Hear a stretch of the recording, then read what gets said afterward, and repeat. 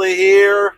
Another beautiful day in central New York. We got a ton going on. So here's the update about what we have happening right now.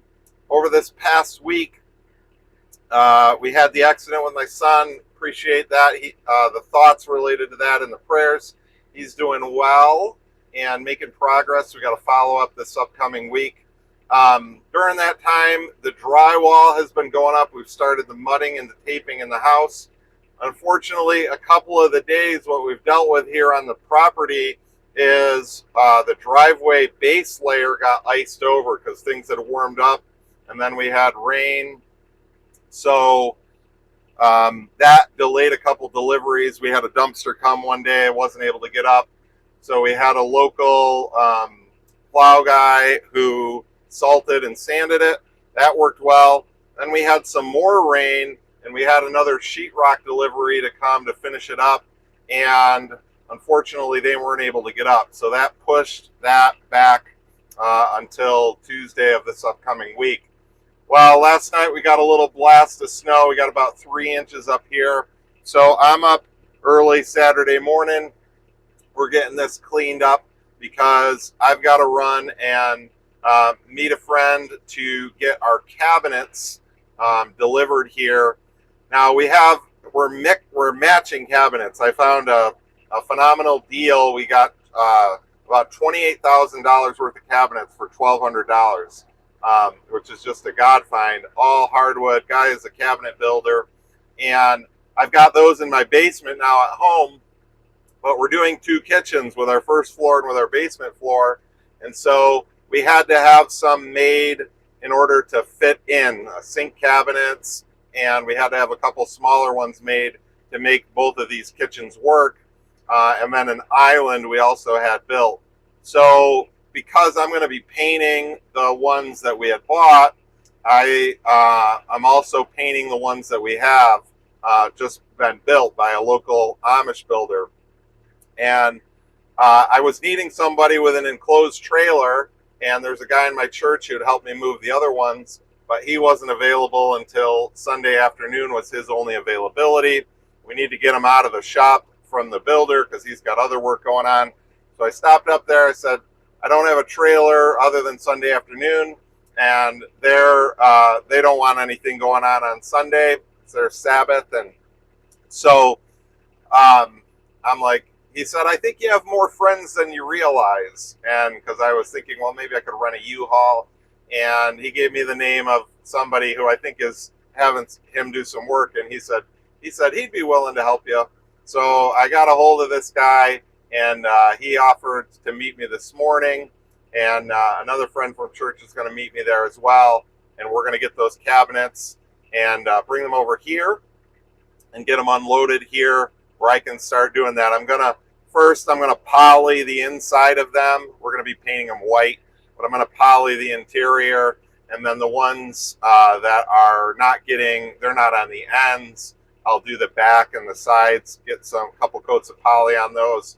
Our mechanical room has the drywall up, so I need to prime and paint that this weekend so that our HVAC guy can get in and get things set as well. So there's quite a bit going on. And so right now, we got to finish getting this driveway blown out so that we're ready for this delivery of cabinets to happen. And so here we go.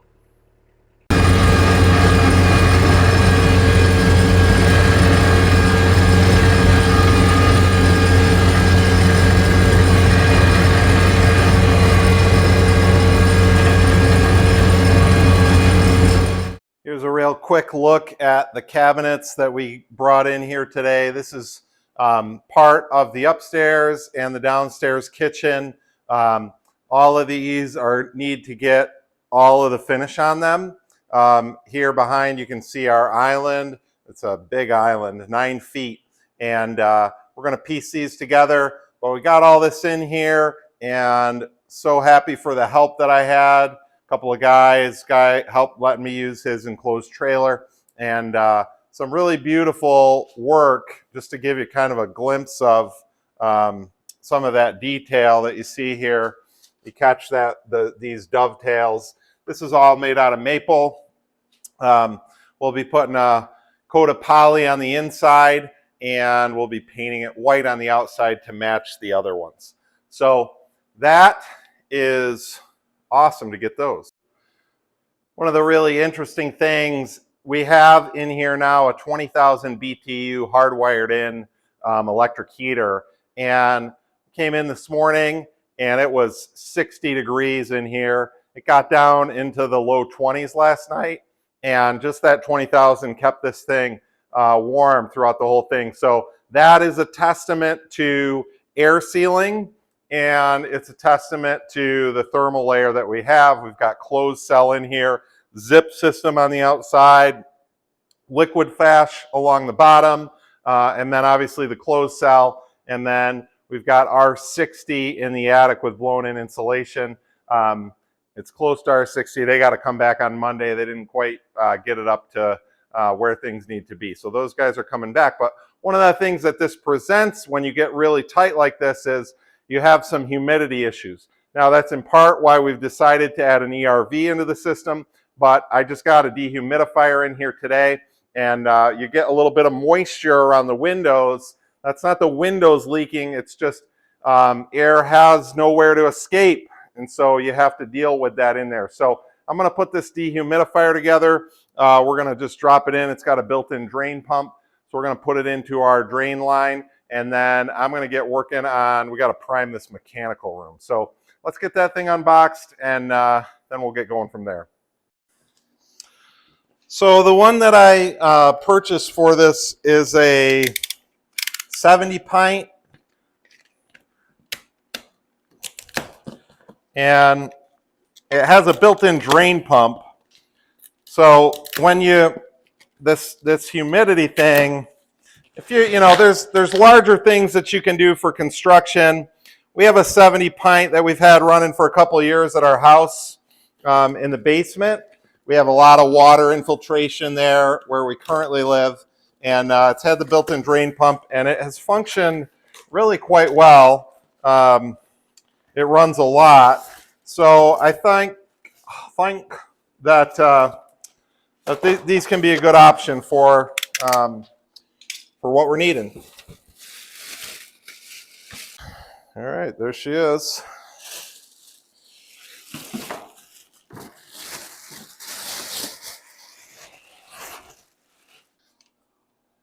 This is the drain cap. This is going to get cut off and replaced later. So right now I'm just going to screw in a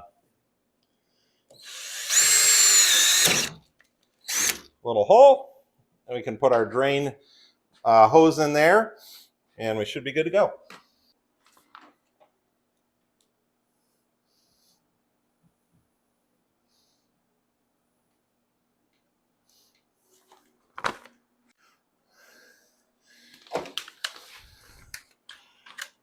All right, so plug this thing in, and right now it tells me that we are on 68% humidity. How 69%, how accurate that is, I don't know, but it's definitely humid in here. You feel the warmth of it when you get started. So it says, after you connect the tube, you need to press the humidity setting button, which is under the pump indicator light, for 3 seconds to start the pump function. 1, 2, 3. That pump comes on. All right, very good. And I think I got to figure out, this means the function of the pump is turned on. So we want to be on continuous. I want to set this to probably a lower level. Auto. Okay. We're going to click on high. It's going to kick the fan on. And then that should get going. It'll be interesting to see how that gets working here, both in the basement with the moisture from the concrete, and more broadly. I'm here in the mechanical room, and we just need to get this painted because on Tuesday our HVAC guy is coming to put in this equipment in here. So we want to get these walls painted so we can get mounted. We got a really phenomenal drywall guy, and we know this isn't, you know, premium finished space, but he didn't even, a really good drywall guy doesn't need to do a lot of sanding because they get the mud, and this is smooth right here. He didn't sand it just from a time standpoint. We asked him to get it done so we could get this in. I'm just going to do a quick sand on this. I'm going to run over it quick with my vac. Then we're going to get a coat of primer on here, and then I can come back and get the paint on here for it there. So I bought this full face respirator just because I don't like dust, and I'm going to be using it spraying. We're going to be spraying the whole house. And so this has had good reviews about not fogging up, and it's not really comfortable, but I've just got to a point in my life where it's better to not have to deal with the dust. And on something this small, it probably wouldn't matter, but this is going to be kind of the test run for me with this.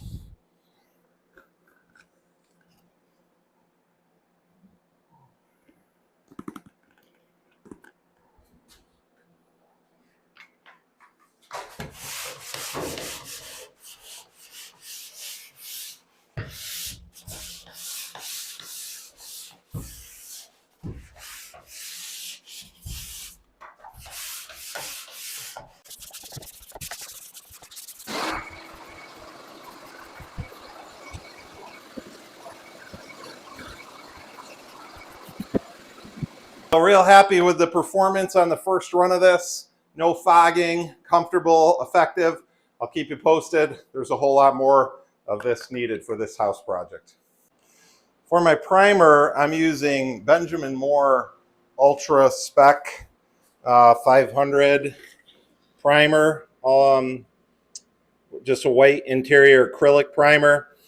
The local store here, Urbanics, is recommended this. They have another product called Super Hide, and they said if you're not going over paint, that really you don't gain much from the expense of that.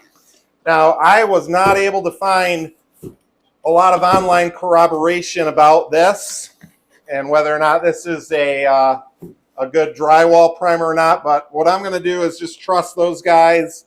They have been reliable, and in my experience of working with them and with the guy that I paint for in the summer, he's always worked with them, and so I did lose some sleep last night doing a deep dive on this, but my understanding is that kind of as paint formulations have changed, they've gone away from PVA, and that it's not necessarily the recommended product anymore to do the PVA. Some people say that they are not effective. So I guess part of trying it out in here will help me understand if this is in fact the case or not. But it's a mechanical room, so it's not a big deal if it doesn't work out great here. It's not going to make any difference. You know, it's going to be a furnace and a ERV and ductwork and stuff like that. So here is the finished look with the first coat of drywall on. I got some pretty good light here on it, and you know, it's looking pretty good now once it dried. I think initially it wasn't didn't look like it was covering great, but as I look at it here now, things look pretty good. Now I kind of almost did 2 coats here on this, but we're gonna call that a night. So I got to clean up and get home, but let me know what you think, thoughts about these things. Really love your input. Thanks for coming along, and lots more to come soon. Really appreciate you being here.